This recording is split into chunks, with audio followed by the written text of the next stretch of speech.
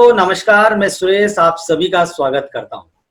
दोस्तों आज हम आपसे बात करने वाले हैं, आपसे चर्चा करने वाले हैं और हमारे साथ जो मेहमान हैं, मैं मेहमानों का संक्षिप्त परिचय करा दूं। हमारे साथ है एडवोकेट राकेश महाले, जो कि एक सामाजिक कार्यकर्ता है और राजनीतिक गतिविधियों में काफी सक्रिय रहते हैं। और उनका एक छोटा सा परिचय और है जो मैं आपको कई बार बताना भूल जाता हूं।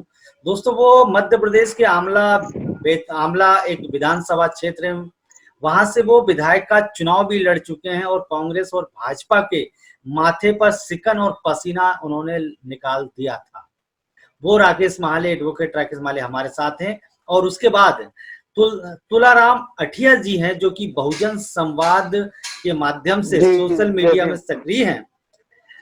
अठिया जी, आप हमारे दर्शकों को अपना परिचय बताएं, क्योंकि हमारे दर्शक आज आपसे पहली बार रूबरू हो रहे हैं, तो इसलिए मैं चाहूंगा कि हमारे दर्शकों को आपका एक संक्षिप्त परिचय बताएं। जी, मैं तुलाराम आठिया हूँ और रायसेन जिले के बेगमगंज से हूँ। और अभी हम लोग एक सीरीज चला रहे हैं बहुजन संवाद करके, उसमें देश भर के जो टॉप मोस्ट इंटेलेक्चुअल है उनको हम लोग प्रयास कर रहे हैं उसमें लाने का।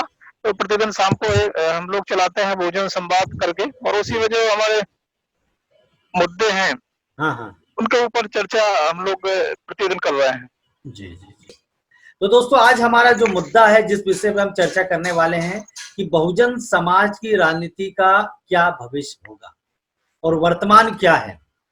तो सबसे पहले राकेश जी, मैं आपसे चाहता हूं कि जो अभी राज्यसभा का चुनाव संपन्न हुआ और उसमें बसपा के प्रत्याशी विधायकों ने और सपा के विधायकों ने जिस प्रकार से भाजपा को वोट दिया और उसके पहले उन्होंने कांग्रेस को समर्थन दिया था, वैसे ही पूरे देश में चल रहा है। लोग चुनते हैं बसपा को या सपा को उनकी विचारधारा से प्रभावित होकर, लेकिन वे आगे चलकर भाजपा या कांग्रेस की गोद में चले जाते हैं। इसके क्या मायने हैं?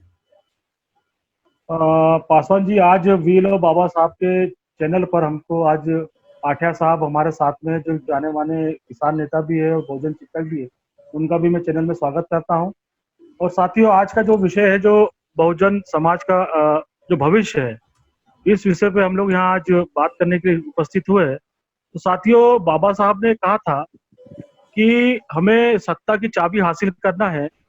उसके लिए जो बाबा साहब ने हमें कहा था कि हमें इस देश की शासन करती जमात बनना है। और बाबा साहब के बाद में कांसीराम साहब ने जो बहुजन मूवमेंट चलाया, जो जो सत्ता में भागीदारी का मूवमेंट चलाया, उसके बाद में लगातार बहुजन राजनीति सक्रिय हुई। और आज साथियों, आजादी के 70 साल बाद हम देख रहे हैं कि देश के अंदर बहुजन राजनीति की क्या स्थिति है और किस प्रकार से जो समाज है, बहुजन समाज है, वो अपनी अब सत्ता में हासिल करने के लिए जिन भी राजनीतिक पार्टियों को, जिन भी जनप्रतिनिधियों पे अपने भविष्य उनके साथ अपना वोट देता है, मत देता है, उन पर भरोसा करता है। आज आप देख रहे हैं कि जब मध्य प्रदेश में राज्यसभा चुनाव हुए तो किस प्रकार से समाजवादी पार्टी और बहुजन समाज पार्टी के नेताओं ने भारतीय जनता पार्टी के पक्ष में वोट किया। साथियों, ये बहुत ही दुखद समय है और मैं इस दिन को काला दिन मानता हूँ कि एक तरफ जब हम बहुजनों की बात करते हैं और वही आरएसएस की जो संघ विचारधारा की भारतीय जनता पार्टी है, वो किस प्रकार से आज देश के अंदर भारतीय संविधान को खत्म करने जा रही है, बहुजनों के पूरे मौलिक अधिकार हो, चाहे आरक्षण की बात हो, उनको खत्म करने जा रही है। मगर कहीं ना कहीं जिन जनप्रतिनिधियों को हम लोग चुन के लोकसभा विधानसभा में भेजते हैं, आज इतना मतलब मुझे दुख है कि उनके वोटों का जो सौदेबाजी हुई है और उन सौदेबाजी के कारण आज बहुजन समाज अपने आप को ठगा महसूस कर रहा है। उसी प्रकार से पूरे भारत के अंदर जो आज बहुजन मूवमेंट की हम स्थिति देख रहे हैं, तो कहीं ना कहीं युवा तो जागृत हुआ है और नई वाली आने वाली कौम जागृत हो रही है। मगर कहीं ना कहीं जो ये हमारे बहुजन समाज को, अपने बहुजन समाज के नेता जो लोग अपने आप को मानते हैं, इन्होंने समाज का वो बेचने का काम किया है। मगर हमें अब सावधानी रखना पड़ेगा, हमें ऐसे लोगों को चुन के भेजना पड़ेगा, ऐसे लोगों को देखना पड़ेगा जो निश्चित तौर पर बहुजन समाज के लिए सड़कों पर लड़ते हो, निश्चित तौर पर जिनका एजेंडा क्लियर हो, जो बाबा साहब को अपना नेता मानते हो, किसी को नेता नहीं मानते हो।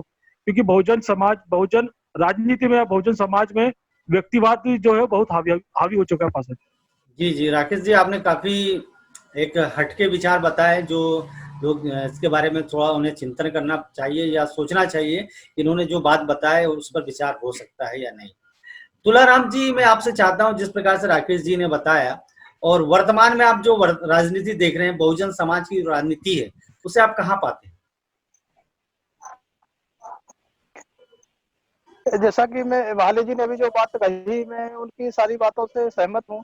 और क्योंकि इस समय जो राजनीति चल रही है और खासतौर से आरएसएस के साथ, जैसे बहुजन समाज के जो चुने हुए प्रतिनिधि है वो हम यूं कहें कि पूंजीवाद का शिकार होते जा रहे हैं और उसके सहारे वो अपना जो है पाला बदल देते हैं। और बहुजन समाज के जो मतदाता है, उन्होंने जिस उद्देश्य के लिए उनको वोट दिया है वो उद्देश्य पूरा नहीं हो पा रहा। और हम मानते हैं कि वो हमारे प्रतिनिधि ऐसे लोग नहीं हो सकते कि जो जिनको हमने वोट दिया किसी विचारधारा के लिए या किसी खास मकसद के लिए, लेकिन वो उन्होंने चुने जाने के बाद अपना मतदाताओं का जो मकसद है उसको जो है वो नकार कर और ऐसे पाले में चले जाते हैं कि जो हमारे जो आरक्षण का मुद्दा हो, इन सारी चीजों के वो खिलाफ है वो विचारधारा। तो मैं समझता हूँ कि आज का जो समय है वो हमारे बहुजन राजनीति के लिए एक प्रकार से हम ये कहें कि बड़ा संक्रमण काल है। हमारा जो सामाजिक आंदोलन है वो भी कमजोर पड़ रहा है और हमारे जो चुने हुए जनप्रतिनिधि हैं SC ST OBC के, वो भी इसी तरह से अपना जब पाला बदल देते हैं तो हमें बड़ी निराशा होती है और ये लोकतंत्र के लिए बड़ा धब्बा है। जी जी जी। आपने जो बातें बताई कि लोकतंत्र के लिए धब्बा है, लेकिन यदि हम इसे पॉजिटिव नजरिए से यदि देखें तुलाराम जी, तो मुझे तो ऐसा लगता है कि जब संकट आता है या जब कोई समस्या आती है उसके बाद हो सकता है उसमें समाधान निकल जाता है, क्योंकि जब समस्या आती है तो लोग उसकी चर्चा करते हैं, क्योंकि अभी तक लोग चर्चा नहीं कर रहे थे। लेकिन आज हमारे बीच में आप जो संक्रमण कार्य कर रहे हैं बिल्कुल सही है, मैं इससे इत्तेफाक नहीं रखता हूँ, लेकिन इससे लोगों के अंदर में अब मंथन चालू हो गया है। तो इस मंथन से क्या देश के जितने भी बहुजन राजनीतिक दल हैं, जो अपने आप को कहते हैं हम बाबा साहब के अनुयायी हैं, जो अपने आप को कहते हैं हम कि बहुजन समाज का नेतृत्व करते हैं, तो क्या वे लोग हो सकता है जैसे NDA गठबंधन है, UPA गठबंधन है, वैसे बहुजन राजनीति का भी एक महागठबंधन बन सकता है या बनाया जा सकता है? प्रयास किया जाए तो निश्चित रूप से इस तरह का गठबंधन बन सकता है और मेरी निजी जो राय है वो ये है कि इस तरह का गठबंधन बनना चाहिए। सारे जो बहुजन विचार को लेकर जो लोग चलने वाले हैं जितने भी देश भर में, चाहे वो सामाजिक संगठन हो या राजनीतिक दल हो, उन सबको मिल बैठकर और आपसी जो पूर्वाग्रह है उनको छोड़कर और एक साझा मंच इस तरह का बनाना चाहिए जिसमें सारे बहुजन एकजुट हों और अपनी ताकत इस देश के अंदर बढ़ाएं। ये प्रयास निश्चित रूप से होना चाहिए। हाँ राकेश जी, आप इसके बारे में क्या कहना चाहते हैं कि जो महागठबंधन बनना चाहिए, जिस प्रकार से मायावती जी ने और सपा के अध्यक्ष अखिलेश जी ने उत्तर प्रदेश में प्रयास किया था, लेकिन जैसे ही चुनाव परिणाम आए उसके बाद वो गठबंधन कहाँ गया, आप तो खुद ही देख रहे हैं। पासवान जी, ये बहुत गंभीर विषय जो आपने ये जो विषय रखा, जो ये जो आपने क्वेश्चन किया, निश्चित तौर पर जब बहुजन समाजवादी पार्टी और समाजवादी पार्टी ज्वाइंट होकर चुनाव लड़ी थी तो देश में एक अलग सी हलचल थी राजनीति में, और उस हलचल से ऐसा लग रहा था कि आने वाले समय में जो हमारा बहुजन मतलब एक हमारा OBC जो बड़ा तबका है 52% का, वो बहुजनों के साथ में और ट्राइबल के साथ में खड़े होकर और एक देश की राजनीति में एक बड़ा विकल्प हम लोग दे सकते हैं। मगर साथियों, मुझे बड़ा दुख भी है इस बात का कि वो गठबंधन बनने के बाद तुरंत ही टूट गया। क्या कारण था मुझे नहीं पता, वो कारण स्पष्ट है, वो व्यक्तिवादी ही कारण है। और जब तक ये व्यक्तिवादी सोच खत्म करके और अपना परिवारवाद खत्म करके अगर ये बहुजन नेता लोग जो अपनी महत्वाकांक्षा के लिए इन्होंने हर चीज को ताक पे रख दिया, और जब हमारे हक अधिकारों की बात आती है तो कहीं ना कहीं आप देखिए कि चुप हो जाते हैं, बात नहीं करते हैं। तो कहीं ना कहीं ये क्षेत्रीय पार्टी है, जैसे हम बहुजन समाज पार्टी की बात करें, समाजवादी पार्टी की बात करें, तो मैं पूर्ण रूप से बोल सकता हूँ कि क्षेत्रीय पार्टियां है। राष्ट्रीय पार्टी अगर ये होती तो बहन कुमारी मायावती जी अभी मुख्यमंत्री नहीं है, इनको पूरे जिले जिले के अंदर, पूरे भारत के अंदर घूमना था। अपने अखिलेश यादव जी भी है, इनको पूरे भारत के अंदर घूमना था।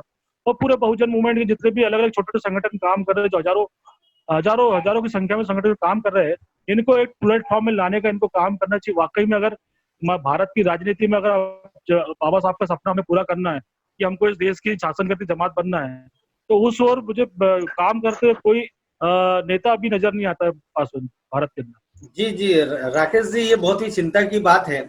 और हमने एक बात और थोड़ा सा ध्यान दिया है, आपने भी देखा होगा, मध्य प्रदेश में इस समय कोई तीसरा विकल्प अगर हम सोचे तो बसपा है, सपा है, और यदि कुछ क्षेत्रों में आए वहां गोंडवाना भी है। गोंडवाना का भी, जैसे आप छिंदवाड़ा आए, बालाघाट आए, आपके बैतूल में हम देखे तो वहां गोंडवाना का काफी प्रभाव है। तो लोग उसे विकल्प के तौर पर जनता सोचती है कि ना हमें कांग्रेस पसंद है ना भाजपा पसंद है, हमारी विचारधारा गोंडवाना को मैच करती है। यदि आप भिंड मुरैना चले जाए, चंबल क्षेत्र में चले जाए, तो वहां लोग बसपा को कहीं ना कहीं पसंद करते हैं। लेकिन अब हो ये रहा है कि देखिए, एक राजनीतिक दल तो हमसे संभल नहीं रहा है, उसकी दिशा हम सही चला नहीं पा रहे हैं, तब तक दूसरा राजनीतिक दल बन जाता है। जैसे मैं बात कर रहा हूं आजाद समाज पार्टी का, और भी पार्टियां बन रही हैं। तो इस दिशा में मुझे ऐसा लग नहीं रहा कि कोई प्रयास कर रहे हैं सारे लोग एक मंच पर आने का। हाँ, तो हमारे बीच में दोस्तों धर्मेंद्र जाटव जी हैं, जो कि राजस्थान से हैं इस समय, और ये सामाजिक और राजनीतिक मुद्दों में बहुत ही हटके लिखते हैं और कुछ कड़वी बातें लिखते हैं, और मुझे ऐसा लगता है कि सच लिखते हैं, आलोचना करते हैं, जो सच होता है उसे निकाल कर लाते बाहर। तो इनके काफी आलोचक बन गए सोशल मीडिया में, मैंने खुद देखा है। और ये कुछ ऐसी चीजें लिखते हैं, ऐसा लगता है कि ये लीक से हटकर लिख रहे हैं, लेकिन बाद में समझ आता है वो जो लीक है वो बिल्कुल, इनकी लीक जो लाइन है बिल्कुल सही होती है। जाटव जी, हम आज चर्चा ये कर रहे हैं कि बहुजन राजनीति का भविष्य क्या है, आप कैसे देखते हैं? क्योंकि आप राजस्थान में रहते हैं, वहां पे बसपा का कोई ज्यादा जनाधार नहीं है, लेकिन फिर भी आप लोगों ने शायद 6 विधायक वहां पे चुन के लाए थे बसपा के, आज वो कहाँ है? जी, सबसे पहले तो आपको मैं धन्यवाद दूंगा कि मुझे आपने यहाँ पर आमंत्रित किया और बोलने का मौका भी। तो बहुजन राजनीति के भविष्य को लेके पिछले काफी समय से चर्चाएं हैं, और अभी देखा जाए तो बहुजन राजनीति के निकट में कोई भविष्य साफ नजर नहीं आ रहा है। मतलब कुल मिला के बात यह है कि जो जिस तरीके से बहुजन राजनीति ने रूप लिया है, या जो अभी फुटकरवाद आप देख रहे हैं कि टुकड़ों टुकड़ों में बट गया है पूरा बहुजन राजनीति, कहीं भी एकजुट होने का प्रयास नहीं है। तो अभी तो कोई हमें दिख नहीं रहा है कि ये सब चीजें, सारी शक्तियां इकट्ठी होती कोई नजर आ रही है। वो ये भी है कि जो पिछली लीडरशिप के जो कार्य करने के तरीके, तौर तरीके हैं, उनसे ही फुटकरवाद का पैदा हुआ है कि जो भी लोग आए हैं पहले, जो पुराने राजनीतिक, उन्होंने इसको इंस्टीट्यूशनलाइज नहीं किया लीडरशिप को, और पहले मैं बनूंगा, उसके बाद मेरे बच्चे बनेंगे, फिर उनके बच्चे के बच्चे, जो एक परिपाटी हमारे देश में चली आ रही है। तो उसने ही एक जो कलेक्टिवनेस होनी चाहिए लीडर हमारी जो राजनीति में, वो कलेक्टिवनेस नहीं है।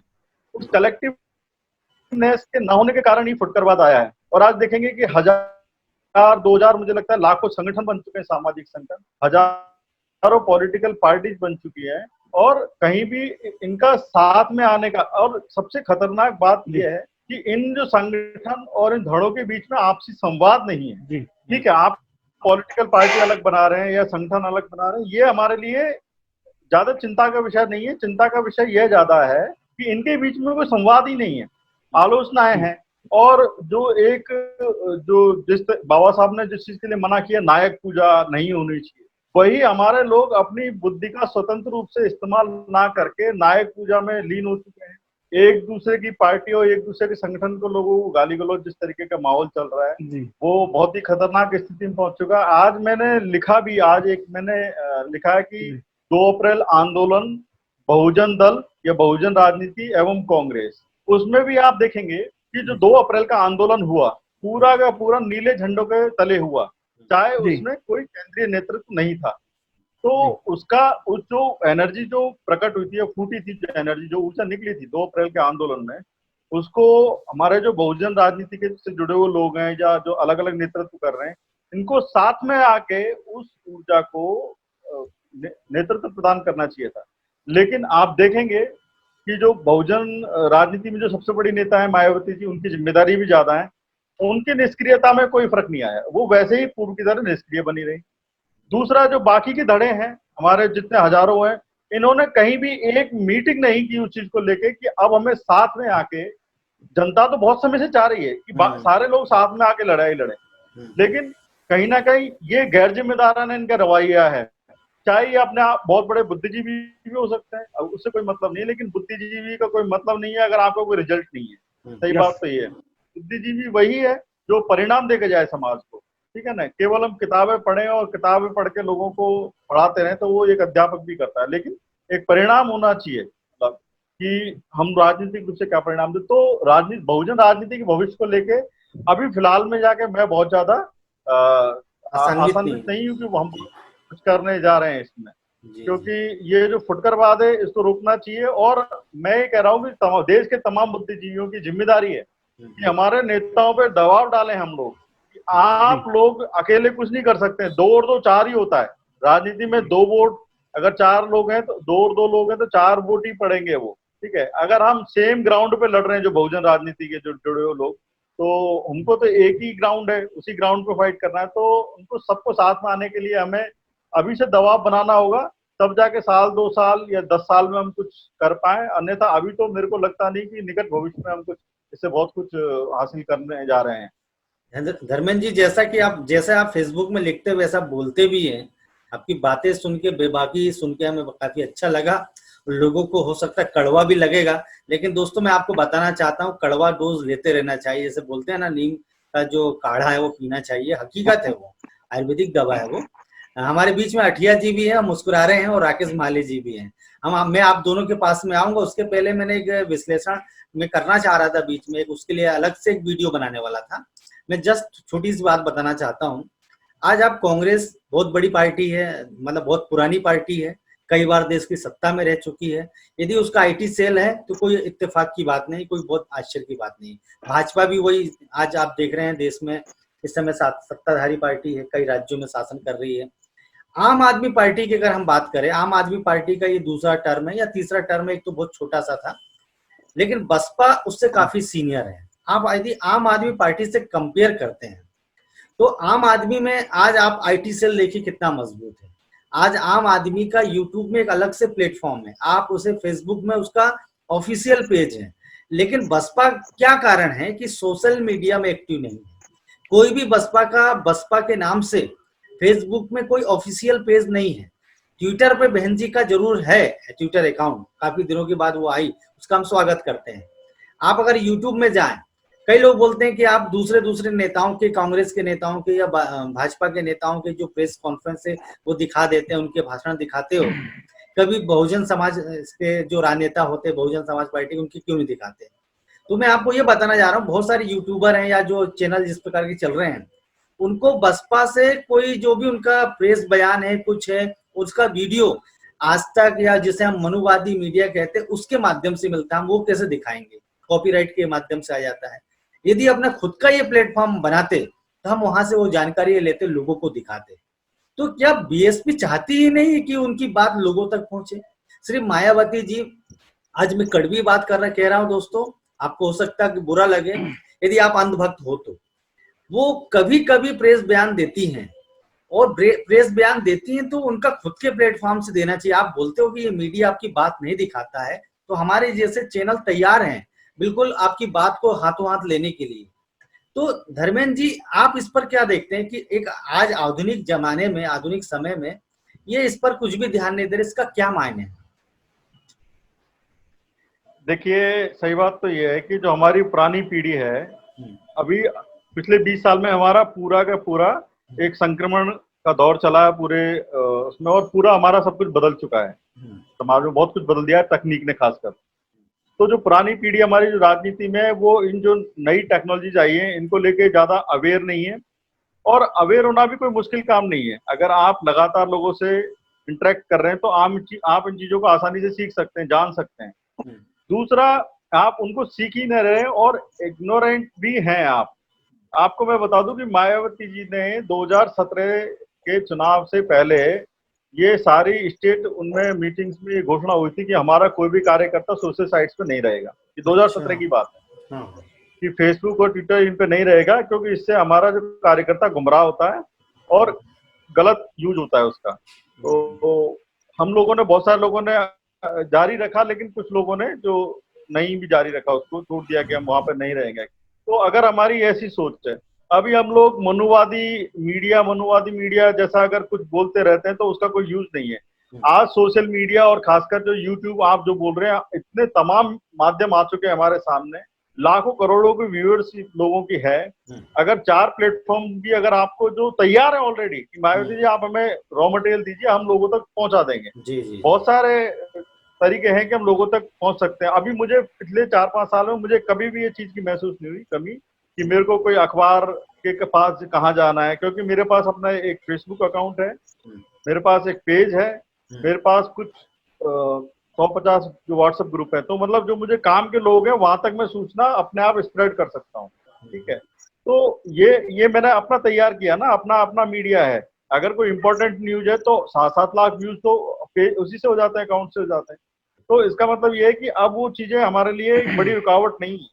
अभी जैसे कि आप देख रहे हैं, आपने जूम टीवी का ये सॉफ्टवेयर आया, तो हम कितनी आसानी से मीटिंग कर सकते हैं। अन्यथा यही हम 4 लोगों की मीटिंग करने के लिए मैं 4 जगह से आके कहीं दिल्ली में इकट्ठा होना होता है, कहीं और होना होता है। तो ऐसे में देखा जाए तो बहुत सस्ते तरीके से हम अपने मूवमेंट को बहुत आगे चला सकते हैं। लेकिन हमारे जो पुराने जो आप जैसे कि अभी अपने बसपा की बात की, बसपा ने कभी भी इन चीजों को गंभीरता से नहीं लिया। सोशल मीडिया पे हम लोगों ने शुरुआत किया था कि हमारी पार्टी को हम प्रचार करने, और 2017 में हमने उसको टॉप पे भी ले गए। आप देखेंगे कि 2017 के यूपी इलेक्शन के समय हम किसी पार्टी से पीछे नहीं थे सोशल साइड पे। ये और पार्टी का इसकी तरफ से कोई मतलब ऑर्गेनाइज वे में कोई प्रयास नहीं था इसको लेके, लेकिन हम लोगों ने तब भी किया। लेकिन यूथ को हमने ऑर्गेनाइज करके कैसे उस चीज को काम निकाला वो हुआ, लेकिन उसके लिए जो पार्टी के स्तर पर जो ऑर्गेनाइज वे में जो प्रयास होने चाहिए थे वो नहीं है। आप उसकी परिणाम भी देख रहे हैं कि हम लोग जो एक समाज से इंटरेक्ट करना है लगातार लोगों को, क्योंकि लोगों के एक दूसरा ये है कि वो क्वेश्चंस नहीं लेती हैं। आप उनका देखोगे कि मैं अकाउंट पे विजिट कर रहा था, इवन मोदी जी ने भी हजारों लोगों को फॉलो किया हुआ है।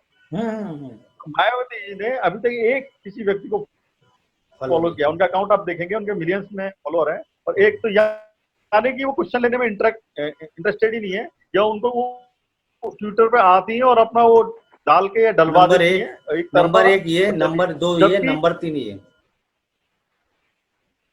हाँ, जबकि अभी इंटरेक्टिव पॉलिटिक्स का जमाना है। मैं भी चाहता हूं कि अगर मैं जिस नेता के लिए अपनी लाइफ कुर्बान कर रहा हूं या अपनी लाइफ को लगा रहा हूं दांव पे, तो मैं भी चाहता हूं कि वो मेरे अगर क्वेश्चन है तो उनके मुझे टाइम पे रिप्लाई मिले। लेकिन ऐसा कोई हमारे किसी भी दलित नेता में ऐसा, मैं अकेला मायावती जी नहीं, खुद रामविलास पासवान जी के बारे में भी मेरी कोई बहुत अच्छी राय नहीं है। उन्होंने भी क्या है, मेरे बाद मेरा बेटा या भाई या सभी का आप देख लो कि एक बार जिसको समाज ने सफल कर दिया, प्रोटेस्ट किया कि इससे हमारी पार्टी कमजोर हो जाएगी। तो बहुत सारी चीज है। बहुजन राजनीति जो खत्म हो रही है, बहुजन राजनीति विश्वास नहीं जीत पा रही है अपने समाज का, तो उसकी कोई एक वजह नहीं है। उनकी रीच भी नहीं है, और लोगों की जो आकांक्षा है उनको एड्रेस भी नहीं कर पा रही है। जो लोग जो चाहते हैं उनको एड्रेस नहीं कर पा रहे हैं बहुजन राजनीति। आप देख रहे हैं WLBS न्यूज। चैनल को सब्सक्राइब करना और बेल आइकन को प्रेस करना ना भूले।